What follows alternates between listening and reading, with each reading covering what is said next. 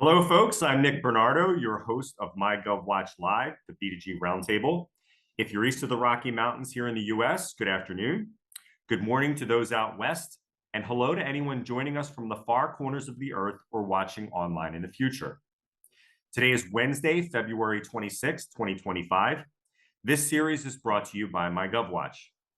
With a curated white glove approach, MyGovWatch delivers leads in more than 200 industries at double the rate of free government tools and at a fraction of the cost of legacy websites. Big government contracts do not start with a solicitation, but all roads lead to one, and your budget for hearing about RFPs does not have to be thousands of dollars per year. Start your 14-day trial today. So, folks, I appreciate everybody jumping on promptly. We've been doing this for 3 years now. I can't believe I'm saying this. This might even be our 36th or 37th episode.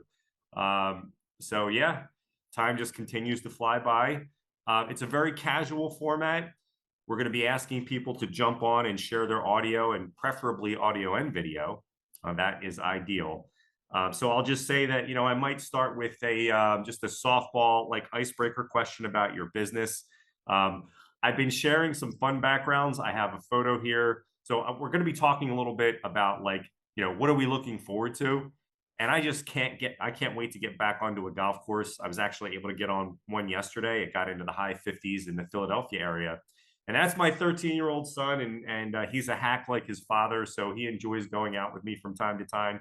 So I might ask you, what are you looking for or looking forward to this spring? And golf is certainly on my agenda. So what I'd like to ask people to do, if you plan on asking a question, please raise your hand. And what we'll do is we'll sort of just kind of go through it. I know there's a bunch of people I spoke with yesterday, including you, David. I know we spoke about your software platform. I think it's for facilities management. I see Malcolm. Malcolm, I'm going to bring you on first. History favors the bold, as they say, Malcolm. So I'm going to bring you in and promote you to a panelist, and we'll jump right in. And as we're sort of going through things, if you have a question, whether we spoke or not, please raise your hand, and that will really help me sort of triage what people are wanting to talk about. Because if we spoke yesterday or the day before, then I know what you're wanting to talk about if we did speak. So, Malcolm, look for a prompt that I'm inviting you to join as a panelist.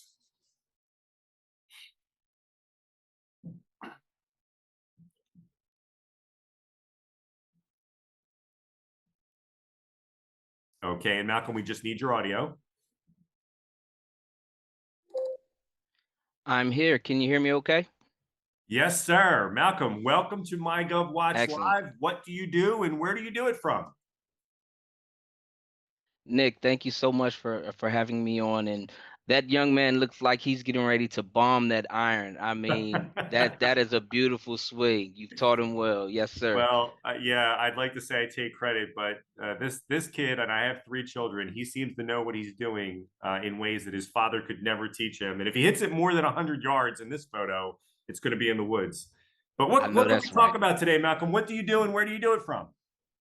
Yeah, so I actually have worked in the federal, state, and local um, minority certification compliance realm for about 13, 14 years, kind of straight out of college. I'm 30, I'll be 37 this August. And, you know, I after helping so many businesses get certified for government contracts and everything, throughout all those years, about 2 years ago, I decided to, resign from my position. I was a supplier diversity program manager here in Maryland, um, and start my own DBE certified government contracting business. And so we haven't done any business yet, but I said, you know what, I'm going to give it a try. And so I received my certification, my federal DBE certification, and just trying to sell eco-friendly office supplies to the government. Trying to save the world one plastic cup, turn it to a paper cup at a time, man. Just something humble and simple, but just here to learn and very excited. Thank you.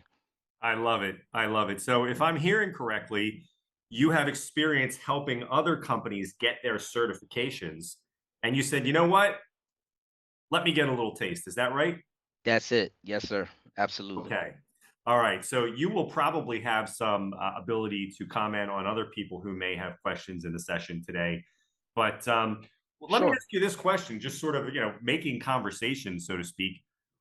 What did you see a lot of companies doing wrong? Like when you were helping them get their certifications, the ones Mhm. that succeeded, what did you see them do right? And the ones that didn't succeed after they got their certification, what did you see them doing wrong? Follow through. So from every stage of the certification process, a lot of times it seems very overwhelming with the amount of documents that are required. But I really took pride in just sitting down and speaking with business owners. I know they're very busy, they're boots on the ground, but the ones that actually really just took the time to sit down and let's just go through this checklist of documents, and then they started to realize, oh, I have all of these things. They're asking me for my driver's license, my tax returns, very simple things. It's a lot, but the follow through. So the ones that followed through, gathered all their documents, organized them.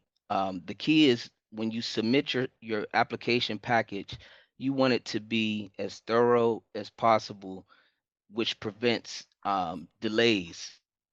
So these are, state DOTs that approve, government employees that have maybe a course load of about 100 applications a month. And all it takes is you missing, a simple document, or sometimes just not clicking not applicable to me.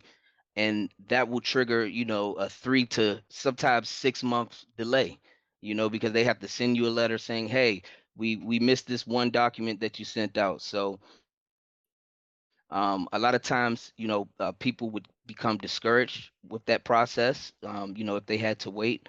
But I would say the ones that, receive their certification, you get your first minority, small, veteran, woman-owned contract, and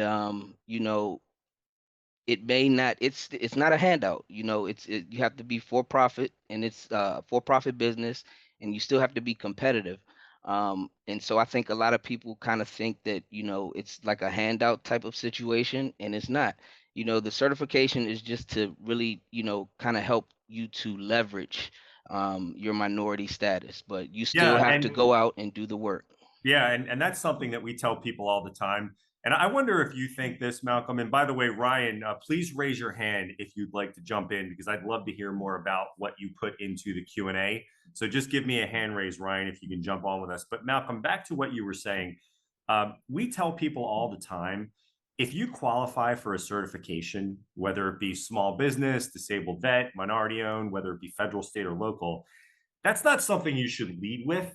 In other words, it's not give me a contract because I'm in a hub zone or give me a contract because I'm a woman owned business. Typically, that could be the icing on the cake that will maybe if there's, two or three vendors left in the decision process and it's not set aside for a woman owned business, for example, that could be what gets you the deal, like that just pushes it over the edge. And I wonder if that's been your experience. Exactly. Yeah. Absolutely. You couldn't So have we you couldn't have put it better. Well, and that's the way we like whenever that topic comes up with our users and people ask us about it on these sessions, that's something that that we always try to tell people. So we do have a user who's on. We always have people on these calls who are on these sessions who use our site, and we have one gentleman on with us, Ryan, who just mentioned in the Q&A. It's not really a question, but that's fine. I love talking about it when our users have success. Ryan just tells us that he just won his first contract. It did take not 9 months, but you know there are many things that take 9 months in life, and some things are worth waiting for when they take 9 months. So Ryan, I don't know if you're paying attention or if you're distracted, but just raise your hand at any point if you'd like to jump on. And just want to see how we do. Oh, so there's Ryan. Ryan, we're going to promote you to a panelist, and let's just hear a little bit about what you've had going on. And Malcolm, you can stay with us. Feel free to chime in with any thoughts or comments on any of this, and I'm going to ask you a little bit more about your office supplies business momentarily. Sure, sure. I have a real passion for this. So if anyone has any questions that along those certification lines, feel free to shoot them, and I'm here to help and I'm here to help and learn. So thank you. Great. So Ryan, we just need your audio. We'd love your video, but we'll take the audio at a minimum. Are Yeah, you there? got it. You can hear me? All right, Ryan, welcome to MyGovWatch Live. Although I already know the answer, can you tell everyone what do you do and where do you do it from? I am I'm a recruiter, basically, Palm Beach County, Florida. And yeah, basically recruiting, staffing, staff augmentation, executive search is what I was gonna basically mention today. Yeah. And yeah, that's it. So Well, welcome to the session, and thank you for using our site for as long as you've been using it. And you mentioned in the Q&A that you've had some success, and obviously you don't have to share, specific client names, but maybe you could just tell us like a little bit about what kind of opportunity was it and what happened? so the key thing I wanted to mention about this is that it was a bid that I put in, and I didn't win the initial bid, right? But it was a good bid proposal. So I ended up getting a call 6 months later, which was like last week, from the entity asking for specifically my proposal for another search, an executive search for it was the CEO was the one that I lost, but I was like third or second, and then they just solicited me for a CFO search. Yeah, and So what kind of government agency was this, if you don't that's mind? a housing authority, actually. It was a housing authority. Yeah, And in sometimes Florida. people who are new to the game, they may not realize like our system, mygovwatch.com, recognizes 21 different types of government agencies, and housing authority is just one of them. So that's interesting. So they did not pick you for another position, but they realized they had a need. And for some reason, they didn't have to go out to an RFP. Is that right? Right, and I think the key thing for to note there was I was very communicative with the with the proposal the procurement agent about throughout the entire process, and I did say, thank you for your they'll say that every proposal will say thank you for your proposal. We went with someone else, and if we need you in the future, we'll reach out. Well, they did. They did reach out. So yeah, I was very communicative with the procurement agent the entire time. I think that's crucial from the very beginning on the onset of the release of the RFQ, RFP, whatever it is. So It's interesting. You bring up a good point, and we've seen this happen so many times over the years, Ryan. People don't realize this going in if they're new to government contracting, but you start submitting bids and you get feedback. Like they tell you when your bid is great, they tell you where you fall short. But what no one tells you is that now you are on their radar, right? And if there's not an active bid, you can certainly, reach out, and John or Nancy can take your call or not. But there's certainly nothing preventing you from maintaining relationships or trying to build relationships with people in between when they had a previous need, if you bid on something in the past, and when they may have a need for what you're selling in the future. And it sounds like that's what happened here. Let me ask you this question, and I apologize if this sounds self-serving, but okay. how, if this deal that you won, because you obviously heard about some leads from our site and built a relationship, how long will it take before how long does it justify your subscription to mygovwatch.com, that one deal? Would be the whole fee is 21,000. So 7,000 and is that right? It's or 9,000. Yeah, it's 7,000. Yep. So yeah, it would justify it for 3 or 4 years, I'd say. Yeah. Well, and thank you. I appreciate you sharing the details you shared, but that's really what we're talking about here is if the government buys what you sell, and sometimes there's people on these sessions who are trying to figure out, does the government buy what I sell? And if the government doesn't buy what you sell, well, we can help you figure that out on this session or offline. And if they do buy what you sell, it becomes a question of how do they buy it? How often do they buy it? Right. And those are two different questions, because there are certainly people on this session today that might be offering some kind of new technology or product offering. And, those folks need to understand that if the government doesn't currently buy what you sell, there might be an educational component where you need to propose like a pilot project or something. But you just need to understand, like, does the government buy what you sell through the RFP process, or do they buy it through some other means? Can they just buy it with a credit card, for example, if the pricing of what you're selling is low enough where they don't need to issue an RFP? Certainly for something that's over $20,000, most municipalities or even larger government agencies and housing authorities would need to put that out to an RFP. So I'm going to ask at this moment, well, let me ask you this, Ryan. I'm going to ask you this, but I'm also going to remind the audience, we're always looking for people to participate in the session. And there are times when we have 15 or 20 or 30 people on the session with us, and I'll have 20 hands raised.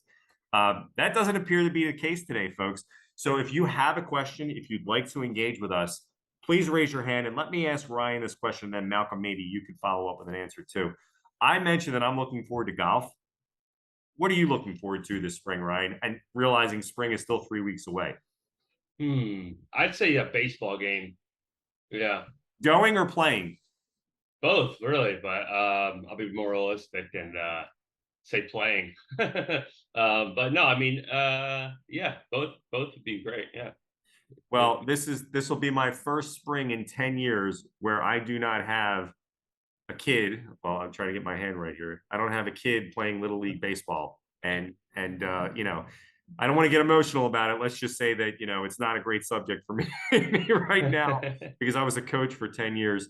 So Malcolm, what are you looking forward to? Can you still hear us? Yeah, I'm still here. I've been listening. So I'll give you just a tidbit. I have a laptop, and I decided to get an old school PC for my home office. Millennial. I haven't had a PC in so long.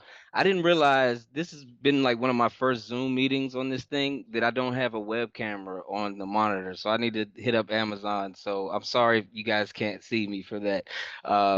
Just so used to the laptops having the camera built in. But Well, no worries on that, Malcolm. Why don't I ask you this question? How long have you been trying to become a contractor, transitioning from an advisor to others to becoming a contractor? How long have you been trying that, and how's it going?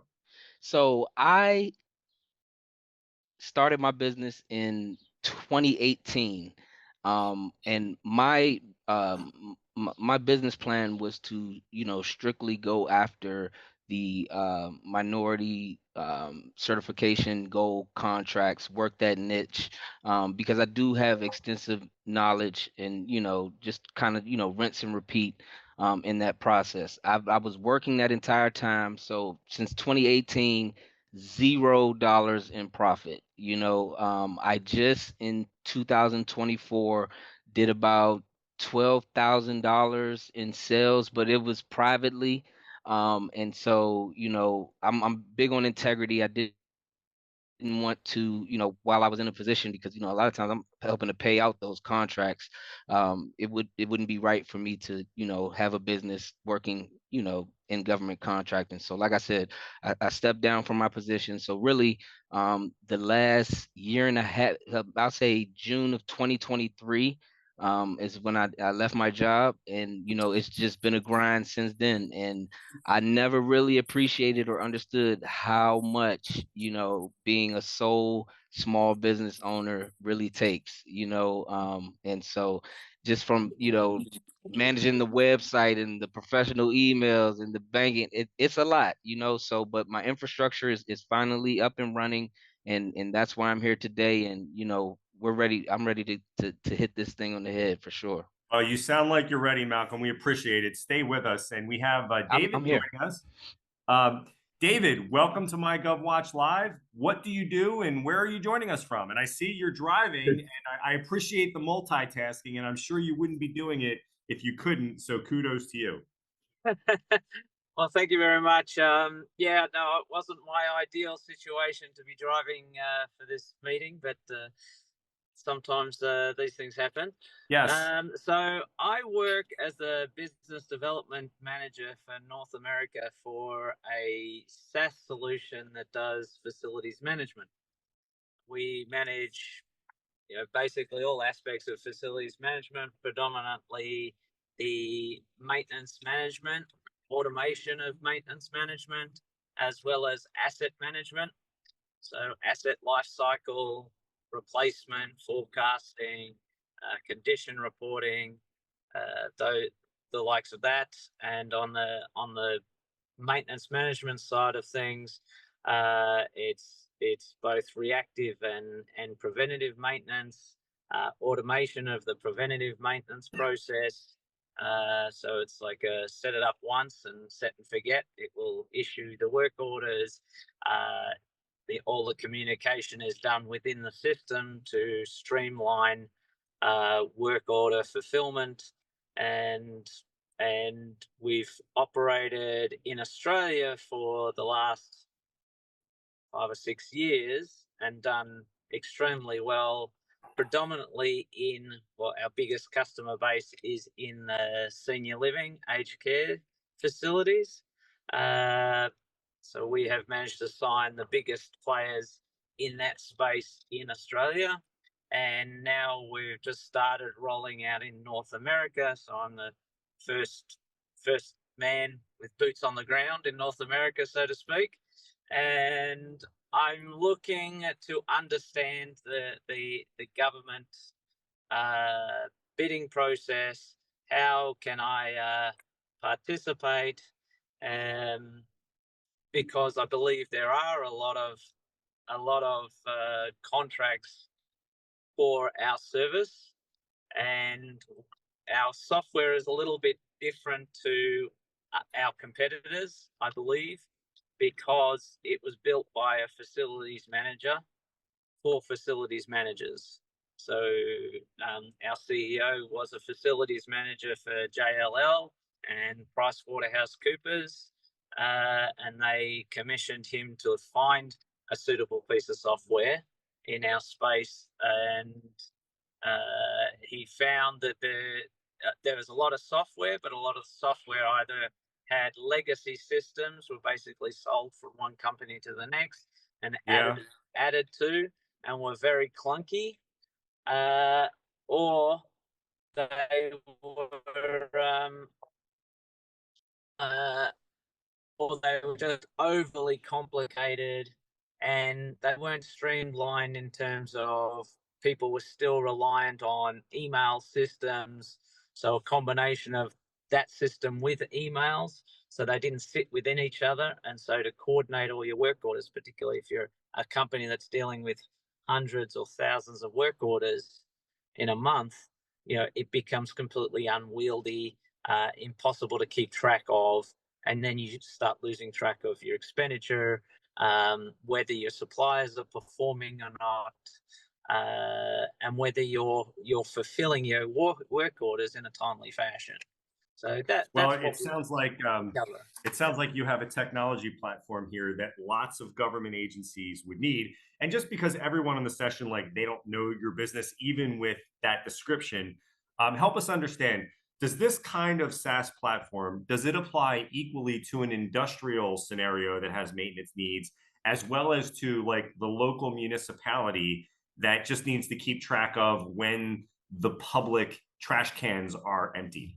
What is the breadth of the types of users who could use this system? Okay. So our ideal target market, and by the way, the product's called FM Clarity. And you can see it on fmclarity.com. The type of users that we are best for are those that have an in-house facilities management team. So you at least have a facilities manager. You can contract out all the work, or you can have some in-house technician teams as well as some subcontracted specialist work. That's the best environment. We are probably better for owner operators of those facilities, as aged care operator, senior living type operators tend to be.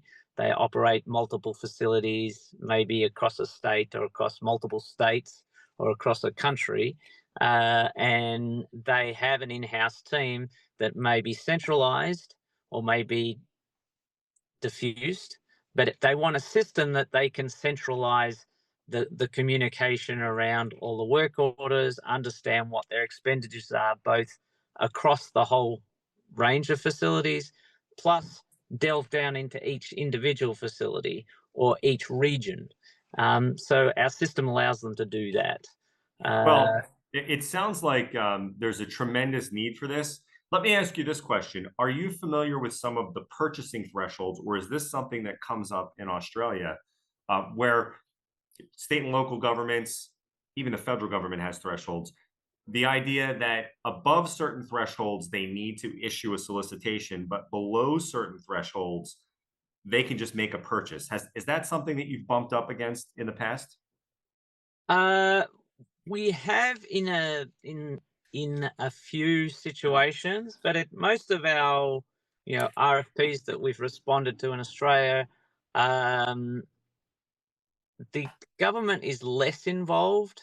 They have, and I guess they're still government employees in a sense, but the thresholds for our system, we're usually one that you need an RFP, or the government would need an RFP. But I believe in Australia, it tends to be 100,000 upwards. Okay. Well, the reason why I bring it up with the state and local governments here in the U.S., and I can't speak to Canada because we're tracking U.S., but there are different thresholds for different levels of government. And so I wonder what would happen. And well, do you have, and on our website, we have, different tiers of service, and we even have a free option that, is limited access kind of thing. Do you have a freemium option or something that could be low cost enough where you could be selling it to government agencies here in the US where they do not need to issue an RFP? Or is it always, a 4 to 5 figure expense? It's a minimum 4 figure expense.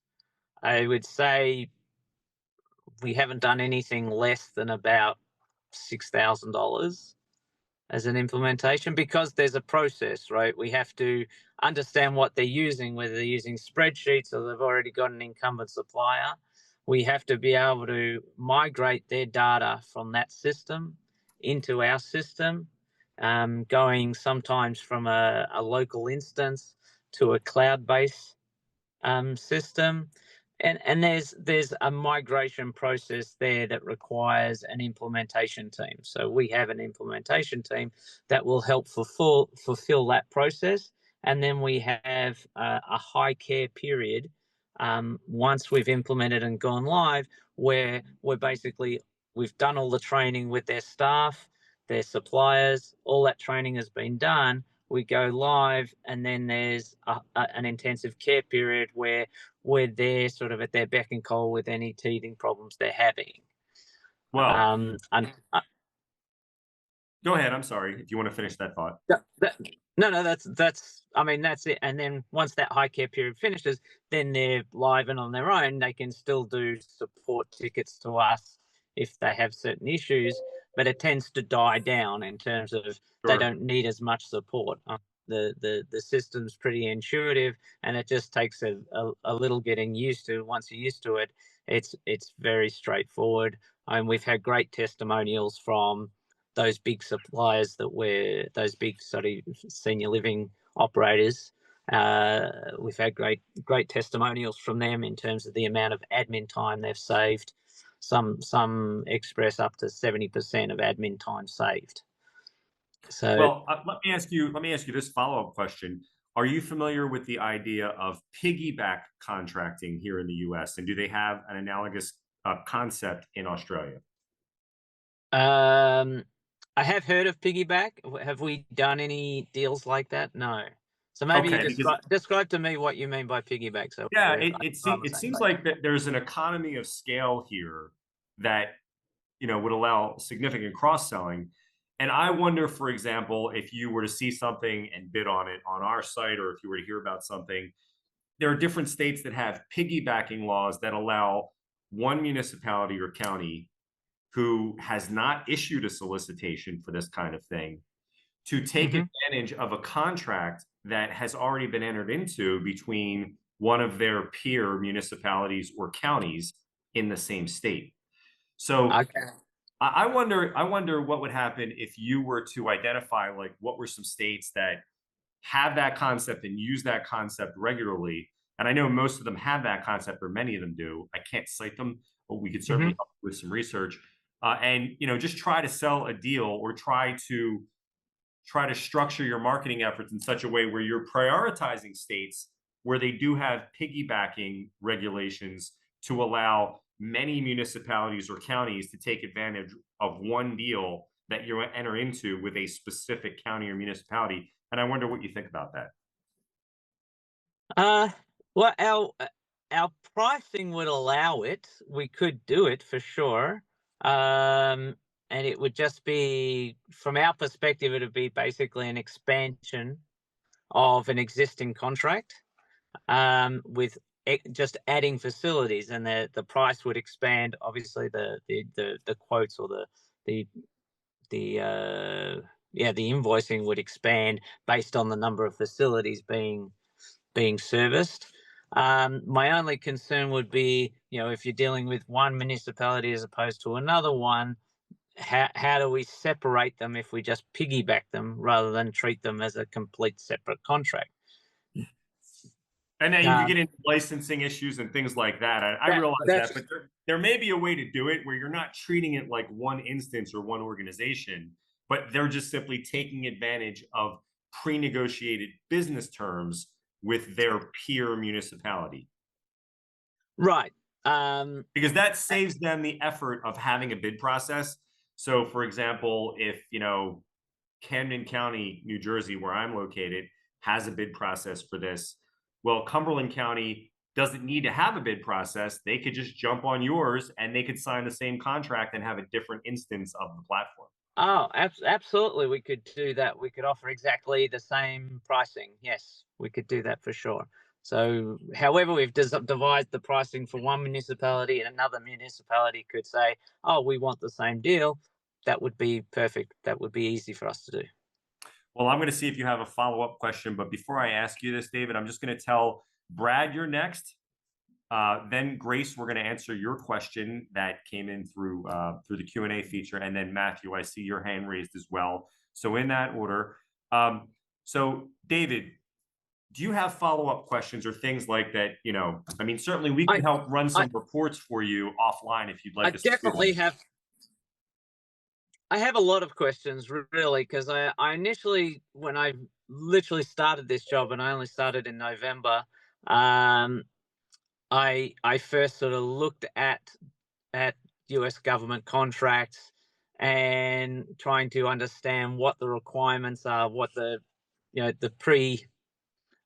pre-bidding requirements are, what licenses do I need to apply for, what documentation do I need to have in place, and particularly because we now have a US address in place, but we haven't established an office. I'm literally the first guy working the sales side of the business, and we were planning to basically, we have one sale contract that is nearly finalized, but that's in Canada, and we have a few different deals that we're working on in the US. But once we have a few signed, then we're getting more of our infrastructure set up in the US, on the IT side of things, in terms of server, cloud storage, that sort of stuff, just to have it more localized. So we're having all those things. We're working on those in the background. But what do I need to get in place to start going after government contracts? Do I need to be a US resident? Do I need to, have a US driver's license, for instance? I'm based in Montreal. Is that going to hurt me? Is that going to help me? Is that going to be just a neutral thing? It doesn't really matter. I'm sure there's plenty. Absolutely. These are all important questions. And I think you're asking the right questions, and that's always a good sign, right? In terms of a US presence, the answer may change whether it's the US federal government on one hand, whether it's a state and local government agency. So you're obviously, you have a personal address in Montreal, but there's not a business address in Montreal. Is that right? No, we have a business address in the US, in Delaware. You do have a business address, and you say Delaware, and I know how Delaware is often used for legal purposes. Is there a physical location? Yes, yeah, there's an Okay. address. Yes. Okay. So I would say, based on what I'm hearing, there would be nothing preventing you, for example, from creating an account on SAM.gov for just to be in the pipeline for federal contracting opportunities. Are you aware of that website? I have heard of SAM.gov, yes, but I Okay, haven't set up anything yet.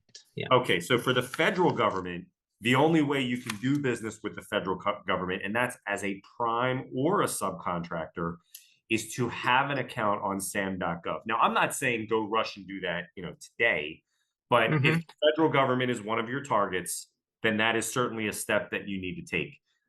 So that's one thing. At the state and local level, I would think that simply identifying solicitations, if government agencies at the state and local level are already buying this kind of platform through the solicitation process, and they may, I think because you have a US address, because you have a website, because you have an existing business, and you're planning to do things in such a way where maybe the data is in North America at least, I would think that you're simply bidding on contracts at that point, right? So do you have government contracts in Australia? Yes. Yeah. So all things being equal, I would suppose that a government agency in the United States might be more impressed with a government reference in Australia than they might be with a private reference in the US. Right. Okay. That's good to know. And we've seen that work. Okay. Yeah, I did when I looked at the SAM.gov site and had a look at some of the paperwork that was required. I did notice there was some documents I went, well, we don't have some of those things yet, or can we just say not applicable and just keep filling in the rest that we can fill in? And for example, it was asking for like a social insurance number. I assume the company needs some sort of US registration. Yeah, there's a taxpayer identification number that would be at the entity level. Yeah. Right? And so there are other identifiers that they might use if you're creating a SAM.gov account, but it's all just paperwork, right? So there's nothing preventing you fundamentally from having a SAM.gov account. Now, you certainly would have to disclose that it's a foreign-owned company, but there are questions in the process that allow you to disclose that. Right. So it's a very common structure. Okay. Good to know. Yeah. So if you don't mind, well, let me ask you this, David, and then we're going to jump to Brad. We're going to bring Brad in, then we're going to answer Grace's question, and we have Matthew, and then Malcolm will bring you back on. What are you looking forward to in the spring? Now, I know if you're in Quebec, I have spring next month. You might have spring in 90 days. What are you looking forward to? No snow for starters, because I'm surrounded in it. And yeah, golf would be great. I usually like to try and get out and a little ball, maybe once or twice a season, but I don't get to go out and do that very often. Yeah, just warmer weather. Well, I'm looking forward to the spring. From your lips to God's ears, as we used to say. So, David, why don't you stay with us? We're going to talk to Brad momentarily. You can go on mute, go off camera, or just stay on, however you like. And you might think of a follow-up question. Yeah. But for now, Brad, welcome to MyGovWatch Live. What do you do, and where do you do it from? Okay, so what we do specifically, we're an e-waste company, so electronic waste, and the way that is the best way to explain it is every IT device, laptop, desktop, server, phone, tablet, has a useful life, and once that life ends, it has to be processed in a way that it is recycled properly, and all the data is removed certifiably. So we play all over the U.S. Our footprint is really, I would say, in the Gulf South, and I'm talking Florida, Mississippi, Louisiana, Tennessee, some Texas, but we do stuff. We do projects all over the country. Now, our primary business is really, we don't do a lot of government stuff. We typically don't go after it. We deal with high compliant companies, hospitals, universities, medical facilities, anywhere there are, they have a large amount of turnover in gear that needs to be wiped and processed. And we do a lot of banks as well. So, it's like it's a cyber leaning recycling company is the best way to explain what we do.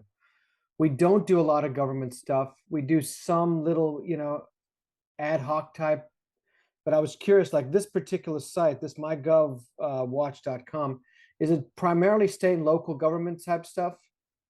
Yeah, it's all levels of U.S. government. So we have 21 different buyer types. That includes the federal government all the way down through state, county, local. So you think of it federal, state, county, municipal. Those are like the big four. But then there are 17 other buyer types, anything from housing authorities to universities to hospitals, right, things like that. And I can just tell you, just from like, I don't have 3 million bids memorized, which is a press release we're announcing. We're over the 3 million mark with bids in our system. We see the e-waste stuff all the time. So it's not something that they're unaware of. For your purposes, it would be a question of like, how big of a market is it for you? How important would that be for you personally? And then the value proposition of how many leads do you need to see from our site in relation to a regional price plan is like $720 a year, or a national right around $1,000 a year for it to make sense. And that's, if you sign up, by the way, and I leave this voicemail for people all the time in anticipation of this event, anybody who signs up for MyGovWatch.com and asks a question on one of our sessions, the 2-week trial advertised on the site, we bump it out to a month. So if you sign up, I'll see it. We'll bump it out to a month. You'll get an email from me and we can talk more about it. We try not to make these sessions too promotional for the website. I just wanted to directly answer your question about it. But yeah, they buy e-waste related services all the time. Okay, well, that's good to know. And when we sign up, can you help us set it up? Because, I've never really had great interaction with governments in a way. I mean, it's more private sector for us, but big private sector. And there's some governments, we deal with some of the public schools. We deal with some of the universities that are publicly funded. So, but from a local municipality perspective, I think there's real opportunities. And when we sign up, is there someone there to help us guide us along the way? Yeah. And it almost feels like you're a paid actor because you're asking me like perfect questions for me to answer to this group. I don't mind it at all, Brad. Okay. I'll just tell you that when you sign up, it's self-service. The system prompts you using some AI and some things that we're doing to figure out what you sell. The system will recommend certain categories that you should pick based on what you enter into the system. Then you end up on a report. I see the report. I don't talk to everybody who signs up, but I'll call you personally, make sure you get bumped out to a month, and I'll spend some time with you. Even if I were not personally involved in it, we have an extensive onboarding process that includes training videos, one-on-one Zoom stuff. So we never want to lose a user because they don't feel supported. Now, we do lose users all the time because they just don't have time for it. That would be one thing. But we never want to lose someone just because they don't feel like they're finding things in our system. And in your case, you don't. And okay, so I'll give someone else another chance, but just a quick question. Can I get some samples of what's out there before I decide to move forward? Like what kind of e-waste type bids are done current, just so I can look at and make sure I'm on the right track. Yeah, I mean, if you sign up, you're going to see them right away. But if you want to send me an email as a reminder, I'll send you a list of titles, real quick. That'll be easy, and you'll see that there's a bunch of stuff. Okay, super. I appreciate it. Thank you. Yeah, and what are you looking forward to? Personally, anything fun for this spring? Or, I'm looking to get back on a golf course when the weather changes for good. Well, I live in Sarasota, Florida. So yeah, it's spring every day of the year. I forgot you're happy every day of your life. Well, I don't have to deal with snow. Let me put it that way. So no, it's all good. Well, tremendous. Well, then, Brad, stay with us. If you want to go on mute or go off camera, that's fine. And if I see you off camera and on mute, I'll just put you back in as an attendee. But I'm going to take a question from Grace. Grace writes the following, and then we're going to go to Matthew and then back to Malcolm. Grace says, we have many years of experience in project management, but are new to the government sector. Our experience is in project management, task force management, and event management. Any advice for translating that experience to government or landing a first contract? Seems like a lot of RFPs are asking for relevant experience. How do we break in? Grace, that's a great question. It comes up from time to time on these sessions. And I will tell you, it reminds me of a joke that God rest her soul, my grandmother told me years ago. And I remember it because I think it's relevant to your question. And it goes like this. A man would lay in bed every night and he would pray, "Dear Lord, please change my life. Let me win the lottery." Then the next night, "Dear Lord, please, please, if it's your will, please let me win the lottery." And this went on for weeks and weeks. And then finally, he heard a voice from the heavens. "Why don't you buy a ticket?" And I see that as a good analogy because a lot of people are afraid to take that first step in government. And I think for what you do, based on what I'm reading here, they have lots of needs around project management and event management and task force management, because getting their arms around things is something that they have shown a propensity to outsource. So I would say, if you're using our site, and I'm sorry if I don't know if you are, but if you're not finding the right things on our site, reach out to me personally, nick.bernardo@mygovwatch.com. I'll help you find things. And if you have some other source or some other way that you're getting your RFPs, I would say selectively look for things. And this is to your question about how do you break in if you don't have relevant experience. And by relevant experience, you may mean government experience. Look for things that seem really small or inconsequential, things that in the private sector, it might not be a big task, because what you'll find is if it's not that exciting to you, it's probably not going to be that exciting to your competitors. And there are lots and lots of bids that happen every year where they have to reissue a bid because they received 0 bids. And that will typically happen like maybe when there's a lot of bids out, like this time of year, there's so many bids out. People are bidding on so many things. Things might fall through the crack that they might need to reissue later because no one bid on it. Don't assume there's going to be 20 bidders on everything. If you look for things from small municipalities, small counties, scope of work, projects that might not seem like perfect or that are just a small amount of work, those are the kinds of things that that I would tend to steer you towards. So hopefully that answers your question, Grace. If you want to follow up with that, I'm just going to ask you to raise your hand and we'll bring you on for at least audio. And so thank you for that question. Matthew, we're going to bring you on right now.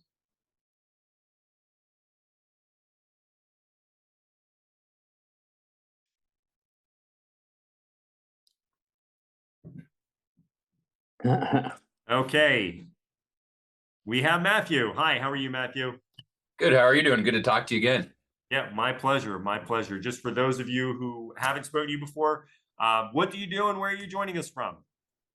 Yeah, I'm here in the Midwest, and I'm really glad I found you. I should have done this quite a while ago. So I have a career readiness tool that I've been providing to one state agency since 2021, and did that through a cold email, and been grinding at it since then, and really just not getting as far as I think I should. So, and I'm sorry, can you please say again what kind of tool that is?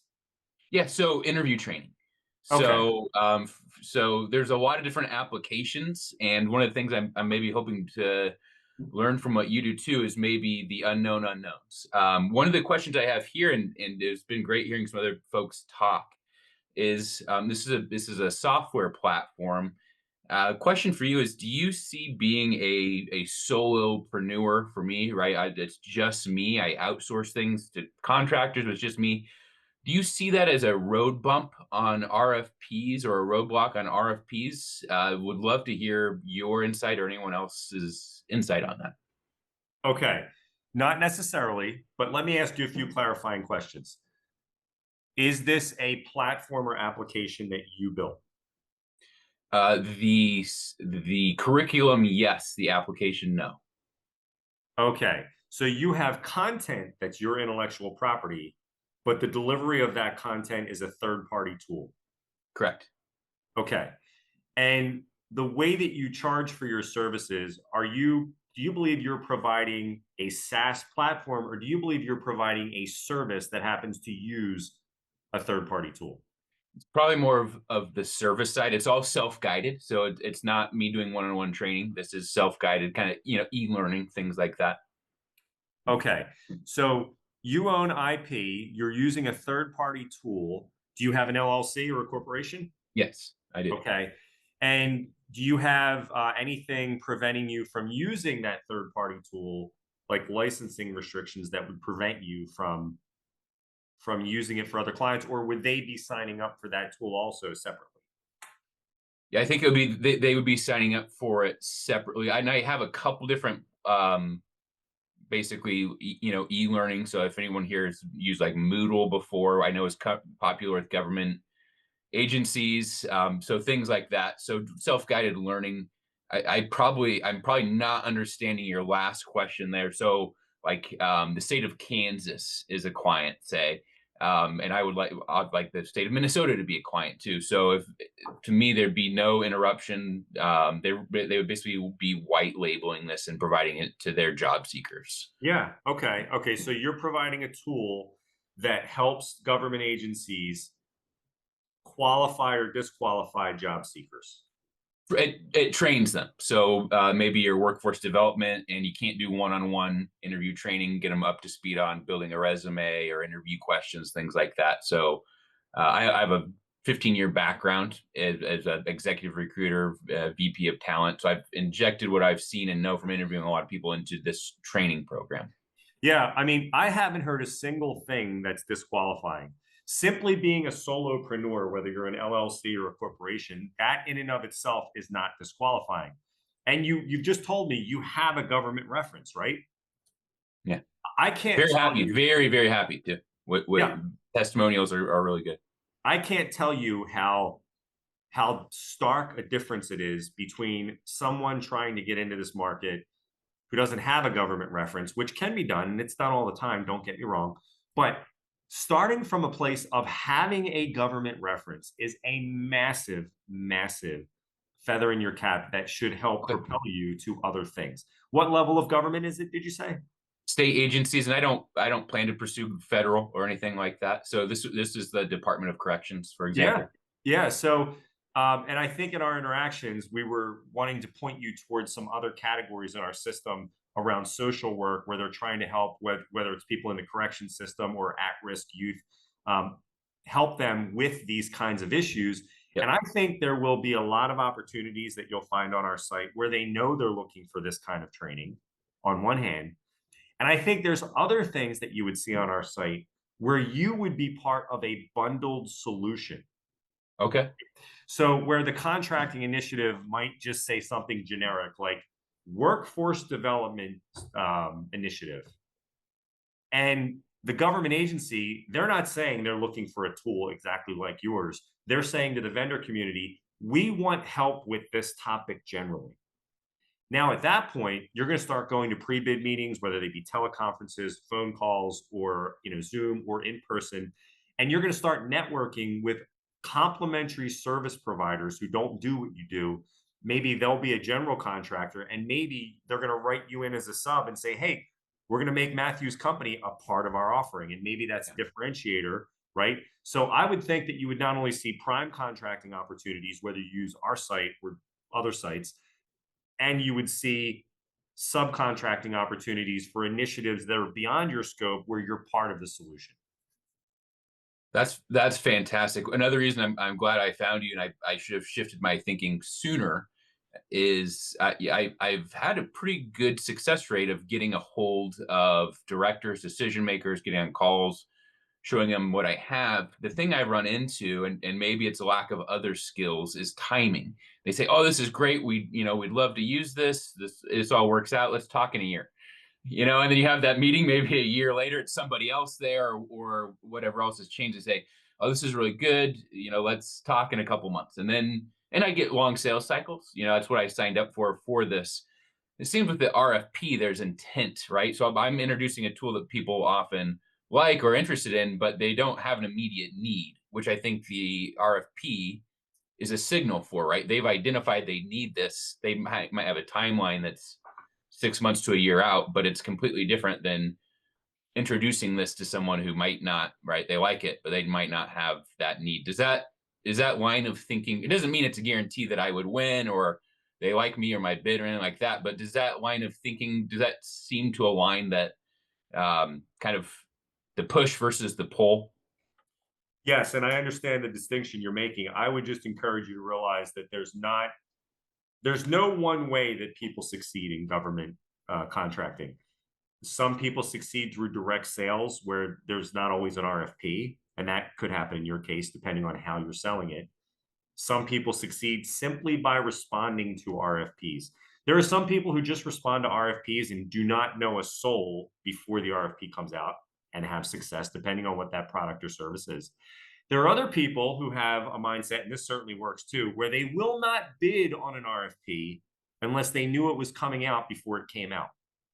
And I think the truth for you would probably be somewhere in the middle. You might need to start developing, and you probably are still developing, a pipeline of people that you're talking to so that you know that you have to call John in a year and you have to call Nancy in 6 months. I think that's going to be part of your business with government.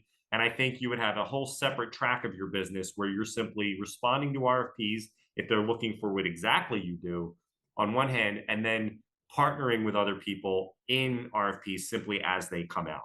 And I think all three of those things are possible. Yeah. It becomes a question of like, what percentage of your month do you want to devote to this? And then you have to back out of it. Yeah. Never would have thought of that. These calls are great. You're a great host. Thank you for doing this. Well, I enjoy it. Yeah, the best things are the things I'd never have thought of or right, the questions I don't know to ask. So thank you. Yeah, and there's not really any one way that people find success in these markets. And I think sometimes people are a little gun shy. It's like you just do something and then that spurs you on to think to do something else. But I think you're on the right track. And the fact that you already have a government client, I'm sure 99 out of 100 people on our sessions would love to be able to say that starting out. So if I'm not mistaken, you signed up for our site in a trial, I think, right? Okay. Yeah, trial for now, but I really like what I see. This is so valuable what you're doing. Okay, it's fantastic. I'm glad to hear it. And so let's trade some emails because I'm happy to bump it out to a month. I mean, you don't need that, but I'm happy to bump it out to a month before the first charge if you'd like that. I'd love that. Yeah. Okay. All right. Let's trade some emails on that. So do you have any follow-up questions for now, Matthew, or should I take a question from someone else? And do you want to stay with us? I could ask you questions all day, but I'll let someone else jump in and right, I'll learn some of this as I go. I'm going to leave you. I'm going to leave you in the panel. And if you go to mute and silent and off camera for too long, I'll put you back in the audience. But if you think of a follow-up question, just jump in. So sounds good. We have a question from Harold, and Harold is also someone who's using our website. And Harold asks, when an agency resubmits an opportunity because they received no bids, and this question relates to what we were just talking about with Matthew, is there a keyword we can search, i.e. reissue or resubmit? So that often will pop up in the title of opportunities on MyGovWatch.com. So if it's something where they receive no bids, they will very often do the very thing that you're suggesting, Harold. They will put in the title, purchase of canvas bags, reissue, or new bid, or something like that. And you can do searches around that, and you may find things. I don't think you're going to find a tremendous amount of things like that, but it does happen from time to time. So, Harold, if you want to ask a follow-up question, please raise your hand and we'll bring you in. I know you're not shy either, so thank you for that question. I'm going to bring David back in.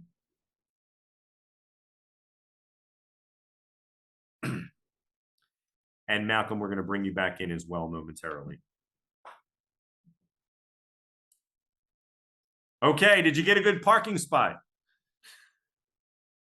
We just need your audio. Actually, I was heading back home after a meeting, so that's when you caught me. You made it. Sorry? You made it. I made it back. Yes, through the snow. No, I just had a question. If you guys had case studies of taking a company that hadn't bid for any US contracts or government contracts to, you know, a success story that you can share? Yeah, and I appreciate that question as well. So while we're talking, I'm just going to Google it up, because we do have a video series where we actually recorded more than 7 minutes, but we released a 7-minute video of people who actually have had success using our site. And I'm going to put it into the chat. Let me just find it real quick. And I appreciate that question. We don't keep like letters of reference. And we do have a fair amount of churn on our site because there's no annual contract. So there are people who might jump in, use it for a month or two, decide they're too busy, leave, and then they come back later in the year because they say, you know what, now I have more time, or I hired a bid writer, or I have a freelancer to help me with this. So that sort of thing does happen all the time.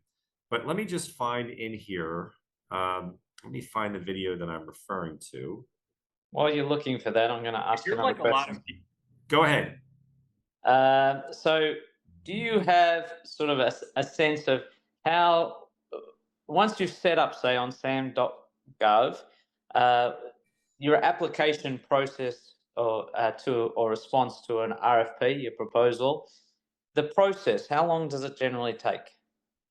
For SAM.gov or for bidding on contracts and getting feedback? For bidding on contracts and getting feedback. Okay, that's going to run the gamut from 30 days to a year. Right.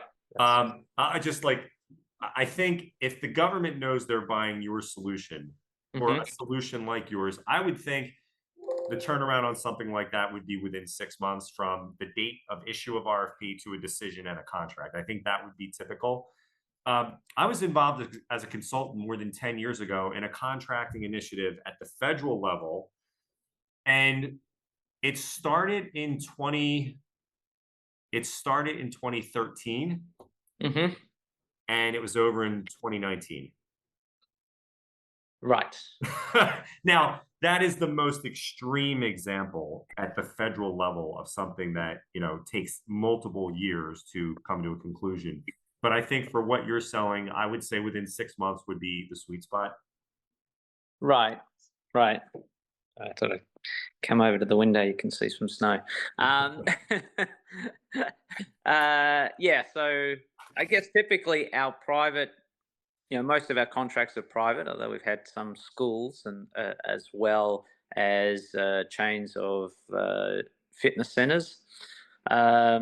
But most of our contracts have taken, I would say, between the 3 and 6 months. So that seems to be fairly comparable. Yeah, and I think the more we talk about this, I do recommend you get an account on SAM.gov, because I think there's probably things related to facilities management where that's what they're looking for federally, or maybe it could be bundled with something else. But that's certainly a step that you should take. It's going to take you about an hour to do the application. And if you have questions about it, you know, I'm happy to trade some emails about like how to answer certain questions. There might be certain questions in your case because of the international scope of the business where I am not an attorney, but we do have a relationship with a federal government contracting attorney firm, the Co-Prince firm out of Kansas City, Missouri, and they're just fantastic. And sometimes they'll co-host these sessions with me. If there's anyone who needs a federal government contracting attorney or a referral, that's something that we can make also. Okay. Anything like these, even a subscription for your service, I have to pass by my CEO anyway. So. Sure. And so I'm going to bring Malcolm on, but a follow-up question, David? No, go ahead. Give somebody else a go. Yeah, we'll bring Malcolm back on and see what's on his mind. And these sessions, folks, we don't have a hard end time for these sessions. We've done an hour and 15 minutes. We're right at an hour and 6 minutes now. We've done an hour and 45 minutes. So we just let it end when people are out of questions. But let's see, Malcolm, you've raised your hand. I just want to make sure you are not on to other things. So we'll give you a moment to notice that okay, looks like that's going to work. And I have put in the chat to everyone. And actually, I accidentally just sent it to the panelists. I'm going to send it to the entire audience. This is the link to a YouTube video with real users, people who use our website today and have had success with it. And where is Mr. Malcolm Jenkins?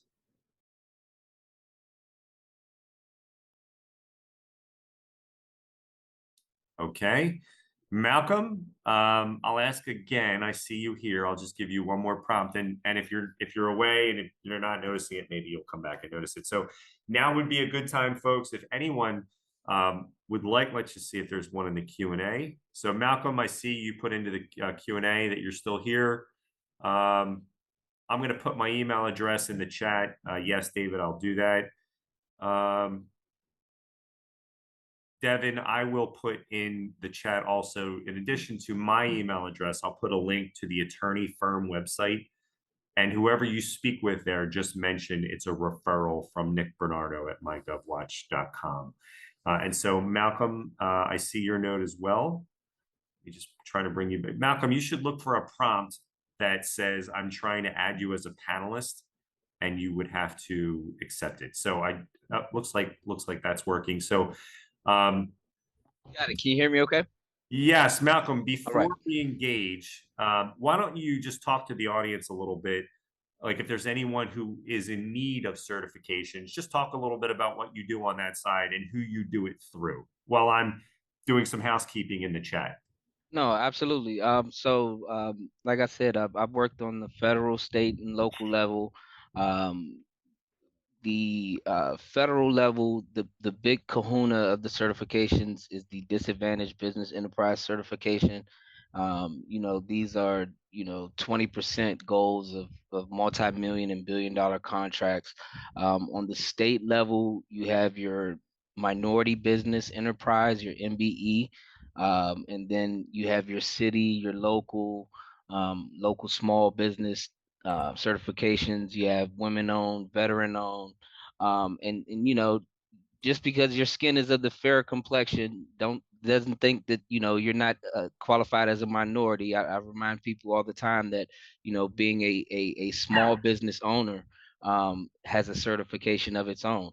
And so I would encourage, unless you're running a multi-million-dollar business already, to go out and hunt down as many small business certifications as possible. Don't let that word minority push you away if you don't feel like you necessarily fit into that category.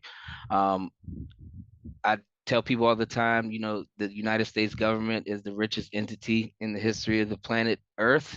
And so, stay encouraged, follow through. A lot of times, hunt down calendar of events, so when you go onto these websites, there are a lot of times liaisons. That's the type of position that I worked in, where they do Zoom calls like this, where you can get, valuable information. So you're not just, digging through the websites by yourself and, reading everything.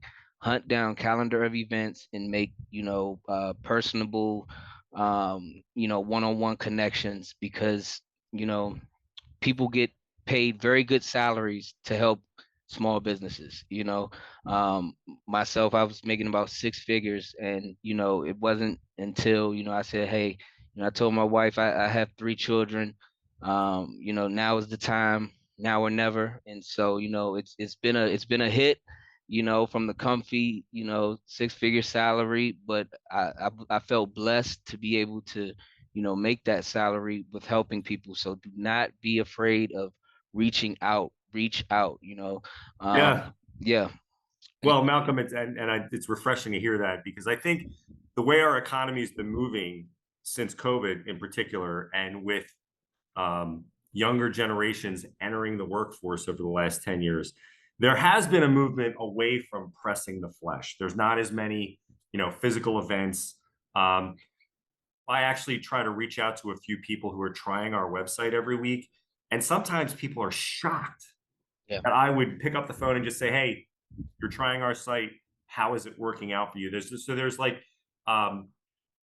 an expectation these days, I think, that we're a little bit more removed and we're not pressing the flesh.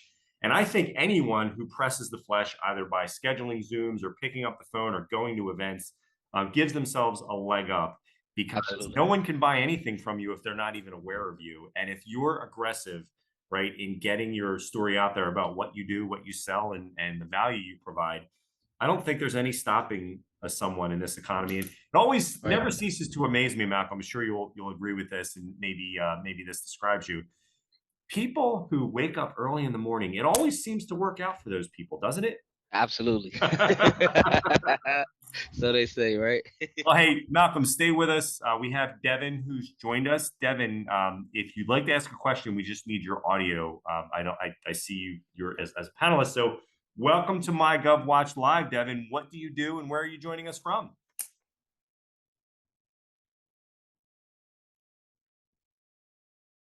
Okay, Devin, I see you're not muted, but we do not have any audio.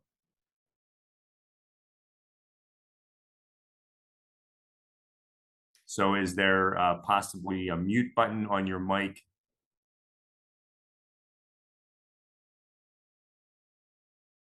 Okay, Devin, we're going to leave you on. I'm going to go to a question that's in the Q&A interface, but at any time, speak up once you figure out your audio issue, and we'll jump right into whatever you'd like to talk about. So I see a question from Dara, and Dara is saying, I run a small business that primarily deals with student transportation. We have participated in a few RFP processes on district levels. We are looking to expand into NEMT. Dara, I seem to remember your name. I think it's possible we spoke. And Devin, I see your chat. That's fine. If you can figure it out, we'll bring you on whenever. You might even have to reboot and come back in, and that's fine. We'll be on the session for at least another 5 to 10 minutes here.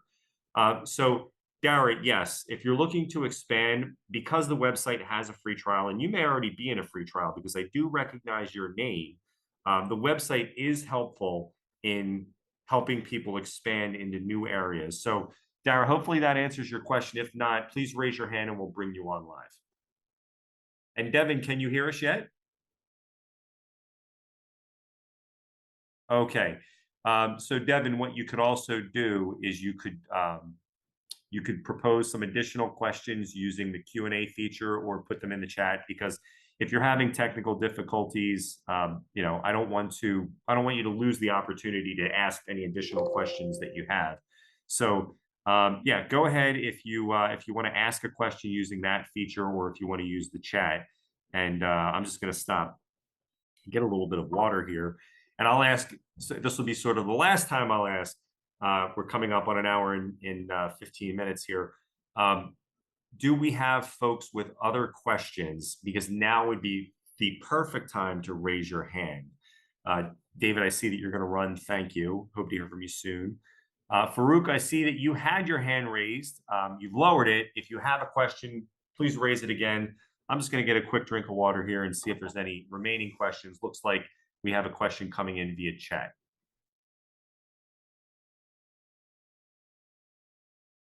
Okay, so Devin, it looks like maybe you're joining again. Let's try it.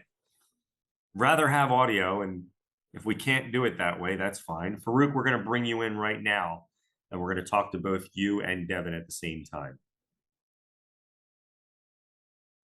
Okay, so Devin, you're a service-disabled, veteran-owned business, and I have some really good news for you. We have a discount program for veteran-owned and service-disabled veteran-owned business, because I have a personal affinity to veterans. My father is a 100% disabled Vietnam-era veteran who is still with us at 70, will be 78 years old this year. So last year we put out a press release that says that veteran-owned businesses qualify for a 33% discount for the cost of the site. And disabled veteran-owned businesses, if you can show us that certification, you are billed $7 per month, which is simply to cover the administrative cost of you having an account. So the answer to your question is yes, you can find set-asides. Yes, you can use our site for finding set-asides. And the beauty is, because of our affinity for disabled veteran-owned businesses at MyGovWatch, you're going to pay $7 a month for what the typical user spends $1,000 a year for. So, Devin, can you hear us, or do you have any additional questions that you want to put into the chat? Otherwise, we're going to go to Farouk. All right, Farouk, can you hear us? Yeah, I can. Welcome to MyGovWatch Live, Farouk. What do you do, and where are you joining us from? Thank you very much. I'm calling you from MD. From We are where? based in College, MD, Maryland, Maryland. College Okay. Park. Yes. I'm working for a company, a small company. We're a small business. We're already working with some of the government entities, the federal ones. And I have recently joined the company, and my task given to me is to explore opportunities to work with state governments and the municipals and the community governments. So currently we are only into software and hardware and some of the office supplies. And I would like to join your website and explore what other categories we can enter into. For example, mobility products, some telecommunication products, audio, video, something related to office supplies and equipment. So this is my first session with you. I was just exploring how can we take advantage of your website, how can we learn about it, and how many categories I can explore, because we, apart from this IT part, we are just exploring the new horizons. And I just wanted to know if I can go to as many categories as I want, or is there any restriction on your website, or what? If you can put some Okay. light on it. Great question. What I'm going to do is I'm going to share my screen here, Farouk. So the plans that we offer allow you, and hopefully you folks can see my screen here. Let me just, you know what? I think there might be some trouble because I need to make sure that I have a double monitors thing going on here. Let me just make sure. Farouk, can you just tell me, are you able to see a website screen? I can see your emails. Okay, so not that one. Let's move this here. Yeah, now I can see Okay. some categories. Yeah, right. Okay. All right. So there are 24 top level categories. And when you sign up for an account, you're entitled to choose 3 top level. So name just one thing that you do. For example, I would say supplies and equipment, the third one from Okay. left. So Yeah. under supplies and equipment, we have 6 subcategories. So there's a total of 205 subcategories on the website. And you're able Okay. to pick 3 top level categories, and then you can pick a 4th one for a $10 per month add-on fee. But even the 3, if you choose 3, that gets you anywhere from 15 to 57 subcategories. Because, for example, if you choose construction, there's like 20 subcategories, right? And now you have access to 20. And then if you pick aerospace, there's 4 in that one. So now you have access to 28, right? So So you choose up to 3 top level categories, and then you're entitled to anything within those 3, and then you can change it. So if you no longer want to do office equipment, you want to do fuel and energy, you can choose that one instead the next day. Okay. So the best way to try our site is through a free trial. And if you haven't signed up yet, you just go to mygovwatch.com, create a login. It'll step you through the system. You'll put in your credit card. I will see your name on a report, and I will make your trial end date 1 month from today if you do it today. And then your card will not be charged until March 26th. And then during that month-long process, we will reach out to you and have conversations to make sure you're finding things that are relevant to you. Great. Sounds great. So I just want to see if you have follow-up questions. I see one more question in the chat. Let me just see if there's anyone who has their hands raised. And we're losing people, and that's fine. We're sort of winding things down here. Farouk, do you have any follow-up questions? No, I don't think so. Okay, we have one last question from Francisco, and then we're going to wrap it up. Anyone with experience pursuing contracts in California and can share their experience. Francisco, I don't think, I just don't know who's left on the session who's in California, but I can tell you this. I put a link in the video, in the chat to the video with some real users. And I think there's at least 2 companies in that video who are in California who've had success with our site. So I do encourage you to take a look at that video. Those are not actors. Those are real people We did a video shoot where we had people send us Zoom videos late last year. So appreciate that question. At this point, folks, I don't see any additional questions. Let me just check the chat one more time. Looks like we're good. So folks, that will do it for today's edition of MyGovWatch Live. Remember, if you're not already a subscriber, start your free 14-day trial at mygovwatch.com today also. If you want to win more government contracts for less, you'll be glad you did. Thanks, folks, and enjoy the rest of your Wednesday.